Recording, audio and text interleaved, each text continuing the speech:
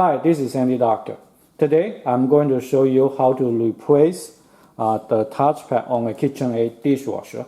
Now, I will show you the problem first and then show you some quick diagnosis and then show you the procedure how to replace it. It's very easy. Now, this problem runs across many KitchenAid models, so you may not have the exact same one as mine. I will tell you my model number in the video and also in the description, but it doesn't have to be the same one. In fact, you also go with Whirlpool and Maytag. If you do not know, KitchenAid and Maytag are both made by Whirlpool anyway. They are the same company. They have more or less the same path for many models. If your dishwasher is a different model, the touchpad may be a different model number. The key may be in different order, but the procedure are still very similar. So what is the problem? The problem is the keys don't work very well. It depends on the day, by the way. Sometimes the control lock is on, and it's not right now, but sometimes depends on the day again. The control lock is on, and there's no way you get out of it. You press and hold 3 seconds, supposedly should get you out of control lock, but it doesn't work that way. Of course, on those unlucky days, you couldn't use your dishwasher. Sometimes you disconnect the power and wait for several hours and come back, it will work. And this might be a good day. Now, it actually works. The touchpad actually kind of work for many of them. Okay, so they work, but some of them may not work. Okay. In fact, today it worked perfectly well, which is not a good day to do a demo, I guess. But you see the Kingston one will take forever. It doesn't work very well. Okay, so like I said, and now you see go back to normal. It doesn't go to normal anymore. So you see something wasn't quite right. Okay, that one worked. Okay, now you go back, and now you see the high temp. I'll try to get rid of it. It doesn't work. So the rings actually get. Okay, so that one worked. So like I said, depends on the day, depends on the time. The keypad may or may not respond, and there are better day and there are worse day. I was sick of it and decided to replace it. Okay, so let me show you the procedure. It's very easy. What you want to do is that you can, of course, first of all, turn off the power. Now the power is off. You want to put a stool under the door. Good. And then basically let the door stick onto it. Okay. And we are going to take the screws out. There are 10 of them. There are 10 of them. 2 here, which are longer one, and then 4 shorter one on each side. So the way to do that, okay, I have a power drill to do it, so that makes it easier, I hope, is we go onto it. That's one. Okay, and make sure you don't lose your screws. So, okay, my 10-year-old is helping me. I will let him do it. Okay, go.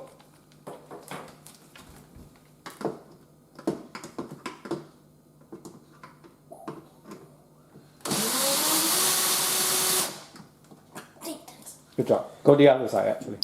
Okay.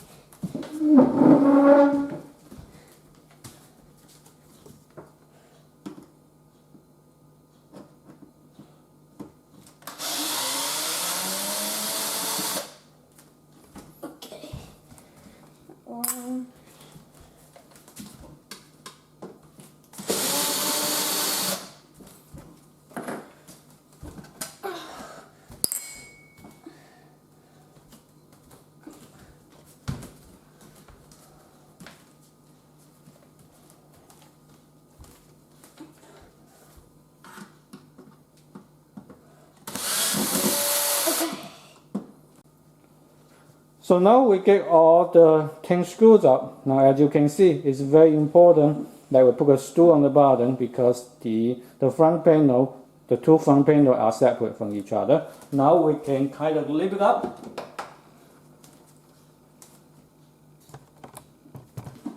lift it up. And the way to take this one out is you need to take it upward a little bit, because there is a piece of plastic on both sides that kind of holding it onto it, and then you can pull forward, so like that. Okay. Now there's only one cable out here. See, there's a cable out there that we have to disconnect, and to do that, you just snap onto it. I'm going to do it on the other side. Just snap onto it, and then you can take it out. Alright, so now the front panel is separate from the dishwasher. But there's a test that we are going to do here. Sometimes though, this main control board may be broken to create the syncing. So how do you know it is not the main control board? Now, this is actually good for pretty much every dishwasher. The test is not just for KitchenAid, not just for Whirlpool derivative. It's actually good for every model. Typically, when the touchpad is not connected and the door is not closed, as you can see, the door is not fully closed, we turn on the power, and you wait for about 10 seconds, and then close the door. The drain pan should start. So we turn on the power, and let's wait for a little bit of time, and we are going to close the door fully to see whether the drain pan gets started. If it does, that means your main control board is most likely good. There's no guarantee still, right?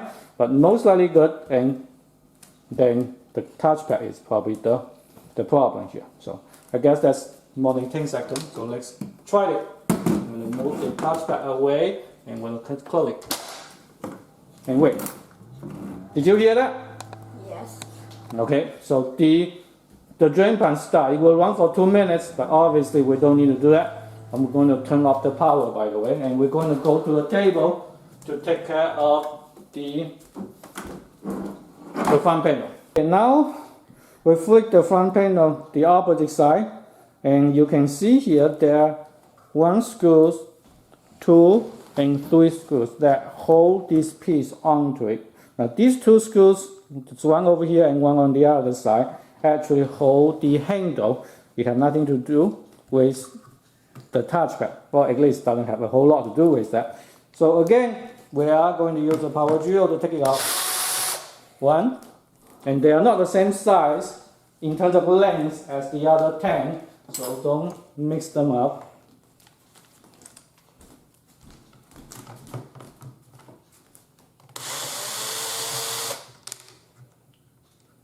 And my boy is doing it, by the way. Alright, let me do the middle one. Okay.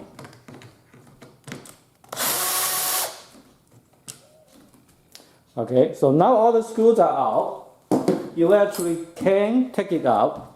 It may take some effort, by the way, especially these ones may kind of hold on to it, especially on the other side. Depends. Okay, and you want to be careful, you don't want to break anything. Sometimes you may need a screwdriver to try to help you separate them. Small ones are recommended.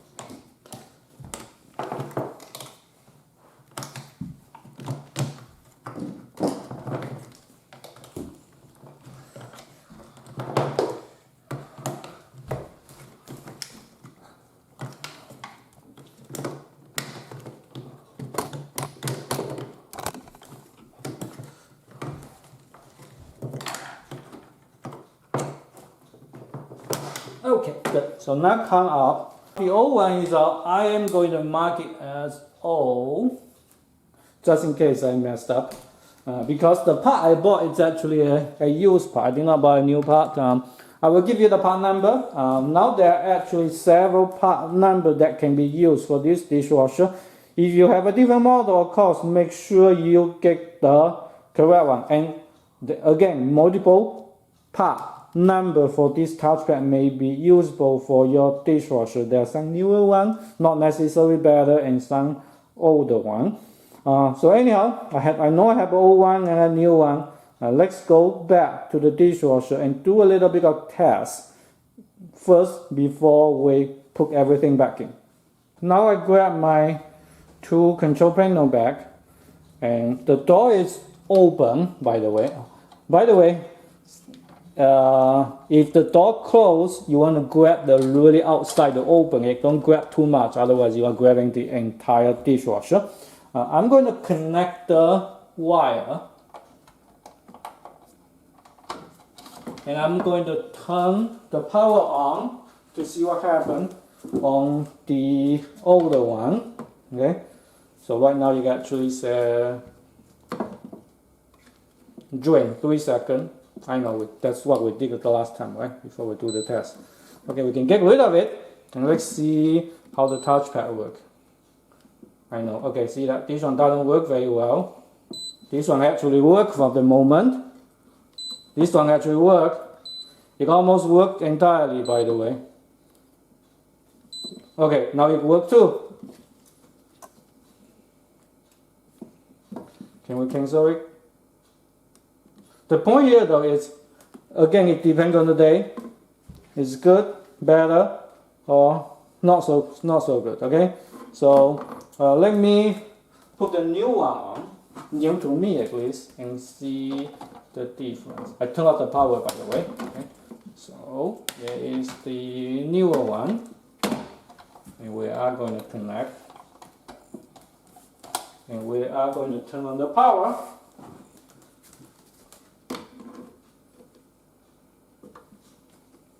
And now let's see. See that they are a lot more responsive. On or off, they are a lot more responsive. So that one I will try to repair it, but at the very least you can tell. The gas control need to hold on to it. Okay, so it's definitely a lot more responsive. Every time it will work. The other one, today is a good day, a really good day actually. Typically it isn't that good. So anyhow, let's go back and reinstall my newer one, and then we will done. Okay, so I'm going to turn off the power again. I'm going to take that one out, and we are going to go to the table. So we have the door panel. Flick to the other side, and here is the touchpad. New to me, I don't put a letter O out here. Okay, the other one has an O, so that's how I recognize them. Just slide it in, it's very easy, you couldn't go wrong. The only problem you may encounter is this screw out here that is kind of tight, and I try to take it out. That's basically no way to take it out, so forget about it. Now this side though, that side already in. This side would probably need a screwdriver to pry it in, and it's easy to go one side first. You have to go below it. Okay, that's the point. Easy. And it's probably easier to go below it first and try to pry it. And you have to be patient. Okay? Yeah. Repair anything, you require certain type of knowledge. Patience is always pretty important. So we go one side now. Now let's go the other side.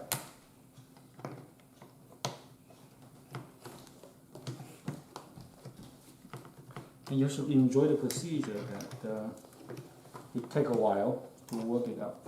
And it doesn't matter if it doesn't go all the way on the bottom to start with. We can, after it's pretty much all in, you can try to pry it out that way.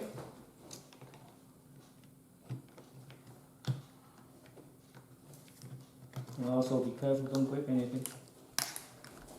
It will be bad if you break anything. The touchpad is actually quite expensive, depending on where you see. And I will give you a link to Amazon for one that's actually pretty good, but I bought a used one for half price, so it's up to you. It may not be a good idea to buy a used one though. I just don't want to spend that much money on it, because when I buy it I do not know whether that was an issue or not. Okay, so anyhow.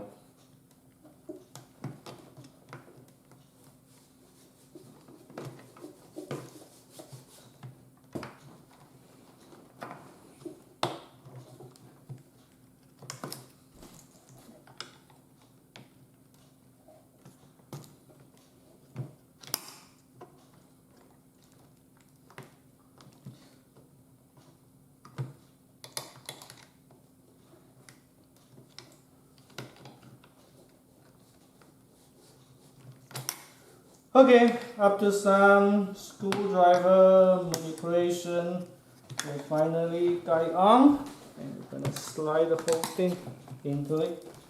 Okay.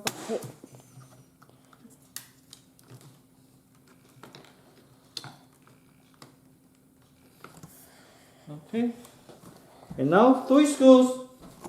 The 3 shortest one, if you remember, okay, you have to remember if you do this repair. So this one is one up here.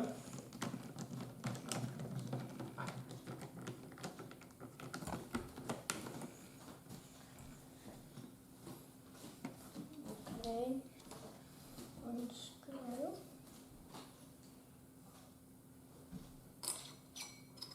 The shorter ones. Good job. Or Right?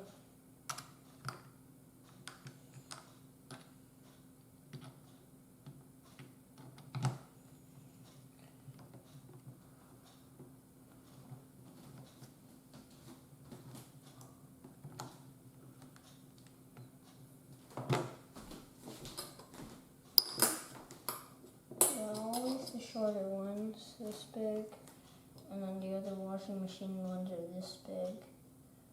It's a little smaller. Now, third and final.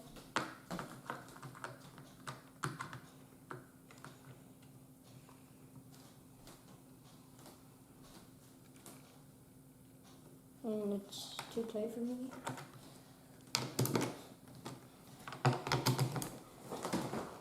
So if you look carefully, here is a piece of metal and there's another piece out there. The metal need to go inside of this. That's why you need to slide from the top to get it on. And it might be easier to have 4 hands instead of 2, even though 2 are workable. But before you do anything, guys, don't forget that you need to reconnect the power. The wire, see here? So let's insert it first. Yeah. Okay. Grab the panel and slide in from the top, and it should stick onto it.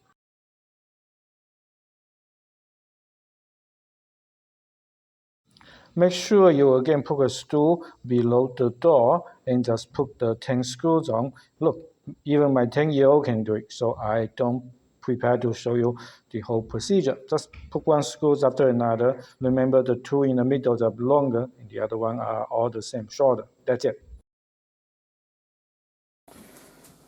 So now all the screws are on and tight and snug. Let's do some tests. Let's turn on the power. Because usually it needs about 5-10 seconds for it to fully power on. So it should be good now. Let's try. Alright, looks everything is working. Okay.